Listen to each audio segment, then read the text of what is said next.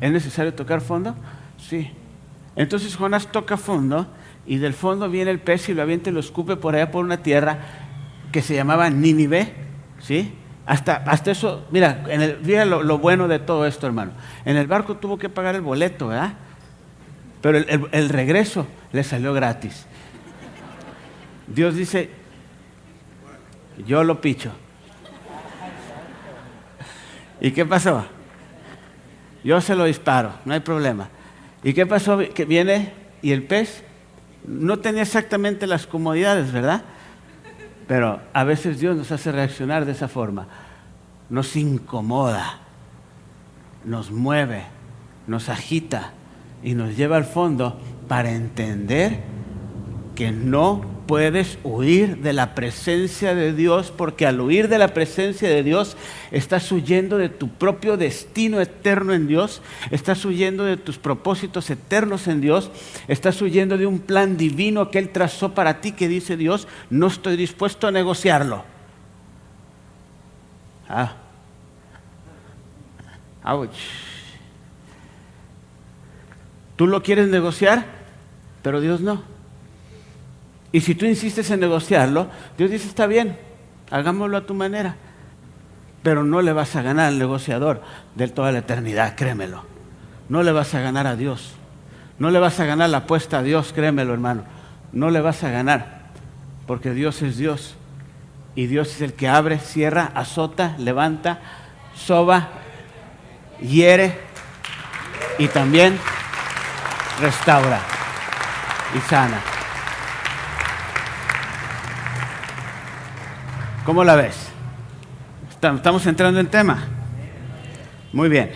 Entonces, de la presencia de Dios, definitivamente no podemos huir. ¿Sí? ¿Por qué? Porque no se puede simplemente. Hay un texto que dice en el Salmo 14, versículo 1. Vea lo que dice el Salmo 14, 1. Salmos 14, versículo 1. Habla acerca del necio. ¿Sí? ¿Qué es un necio? Es un necio. La palabra necio es un adjetivo opuesto, un adjetivo que califica, ¿verdad?, pero de una forma negativa, que quiere decir esta palabra, o viene del latín, que se deriva del idioma latín, ¿verdad?, que viene de la palabra saber.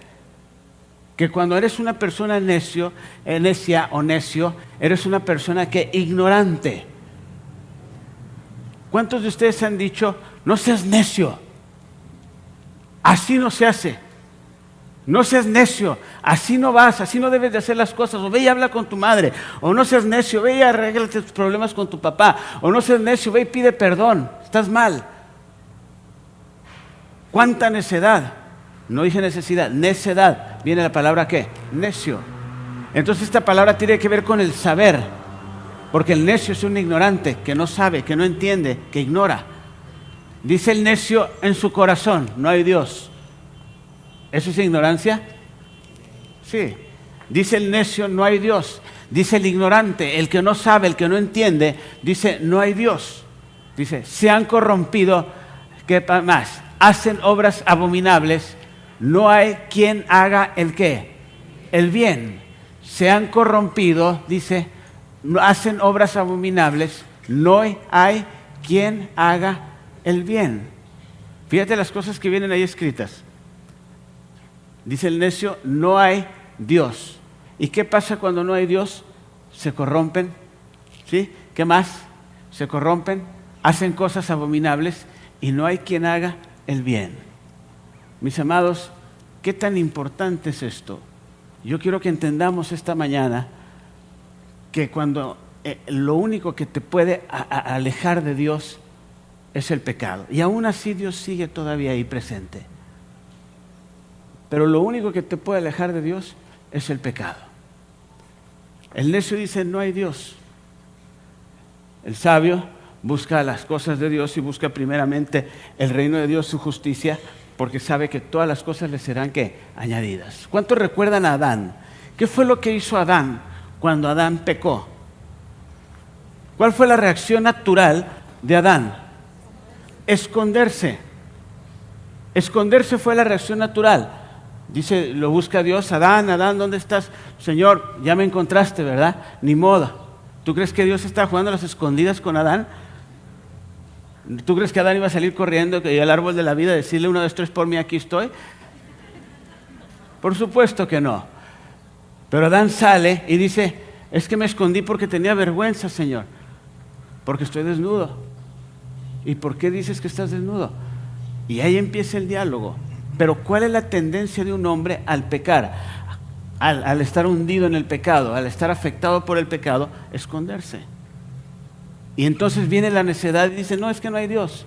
Si hubiera Dios, yo no estuviera así. Si hubiera Dios, yo no hubiera caído de esta forma. Si hubiera Dios, hubiera detenido aquel negocio. Si hubiera Dios, no me hubiera permitido pasar por aquella situación que pasé. Si hubiera Dios, empezamos a juzgar a Dios y empezamos a culpar a Dios de todas nuestras tragedias, de todos nuestros problemas, de todas nuestras enfermedades, de todas nuestras situaciones. ¿Y qué pasa, hermanos? Nos hacemos necios, ignorantes. Nuestro saber se va de nosotros, nuestro entendimiento se retira de nosotros. ¿Por qué? Porque no entendemos a Dios, porque no lo conocemos. Y nos convertimos en ignorantes. ¿Sí? Nos escondemos. Ahora imagínate, hermano, ¿la maldad ha crecido? ¿Qué dice Mateo capítulo 24, versículo 12? Y por haber aumentado la maldad, el amor de muchos se enfriará. ¿No dice eso? Y por haber aumentado la maldad, el amor de muchos se enfriará. Póngalo ahí, por favor, para que quienes no tienen, lo tengan. ¿Sí? Y por haberse multiplicado la maldad, el amor de muchos, ¿qué dice? Se enfriará. Entonces, ¿qué va a pasar, hermanos? ¿Qué está destinado para el tiempo que estamos viviendo? ¿Qué está destinado? ¿Que la maldad aumente? Sí, la maldad tiene que aumentar. Y está aumentando. Y para muestra, nuestra querida Tijuana, ¿verdad? ¿Cuántos homicidios no hay al día? Ya sobrepasó las autoridades, sobrepasó todo ya.